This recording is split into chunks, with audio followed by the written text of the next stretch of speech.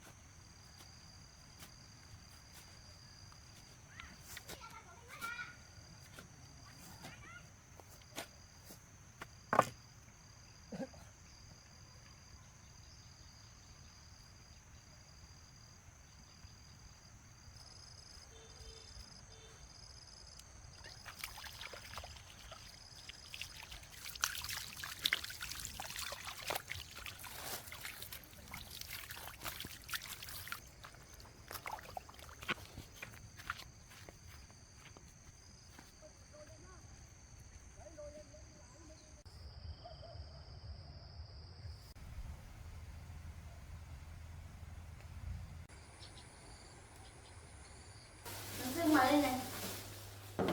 Đấy. Nó gầm người tăng.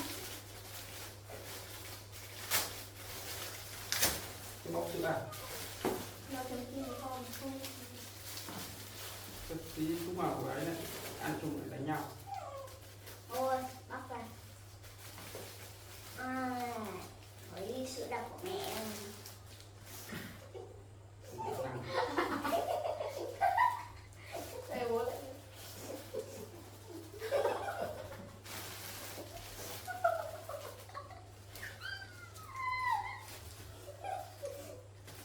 chưa thấy ai gọi thế bao giờ.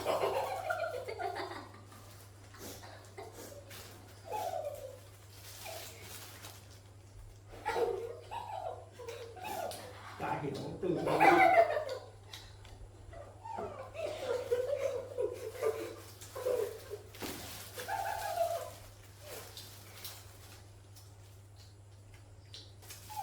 Bố ơi, hôm nay mẹ định đón tụi con phải không? Ừ. Mẹ bảo hôm nay phải thăm hai đứa. Bố đã nói chuyện với mẹ rồi.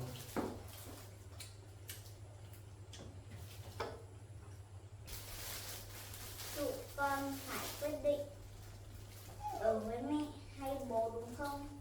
Bố. Đúng rồi con. Bố không muốn ép buộc hai con là phải ở với bố hay với mẹ. Quyết định là hai con. Mọi lựa chọn là hai con quyết định. Bố tôn trọng quyết định của hai con. Bố chỉ muốn hai con hạnh phúc. Nếu con ở với mẹ thì bố vẫn ở đây. Hai con có thể đến thăm bố bất cứ lúc nào. Thế có được gọi về cho bố không? Được. Bố ơi, thế bố có buồn không? Bố sẽ nhớ hai con. Nhưng nếu đó là điều mà hai con vui, bố sẽ không buồn đâu. Tôi vẫn còn sữa đây. Bố đang nhìn vào cái bánh vui của hai bác chăm chú. Không sao hết rồi.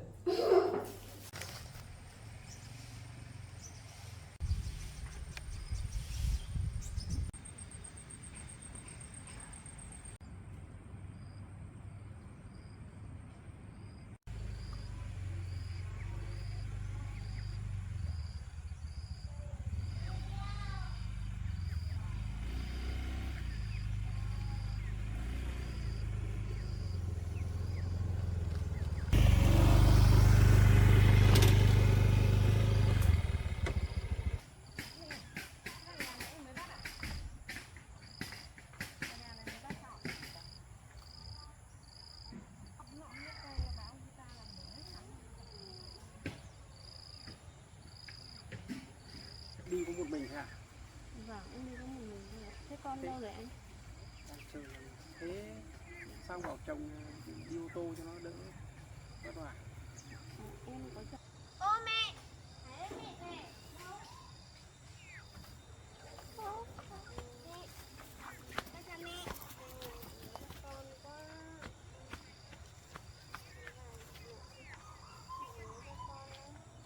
Các con về ở với mẹ.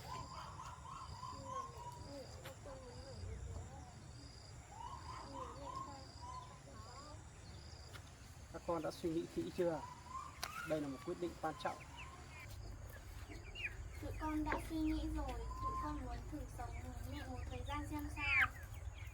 Được thôi, bố tôn trọng quyết định của các con. Nhưng nhớ rằng đây luôn là ngôi nhà của các con. Và nhớ rằng luôn giữ liên lạc với bố.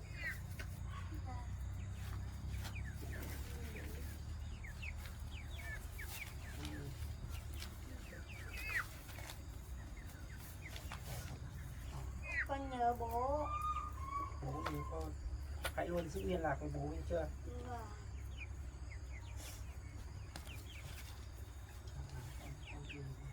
Con cũng nhớ bố.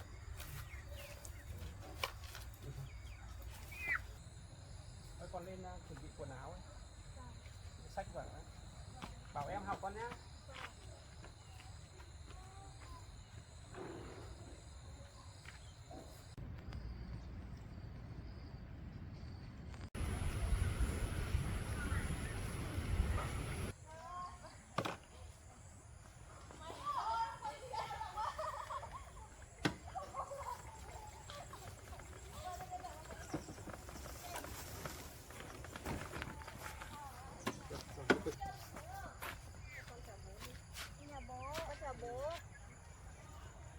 Nhớ nha, lúc nào nhớ bố thì đến chơi với bố, nghe chưa? Chăm chỉ học nha. Bảo em học, nghe chưa?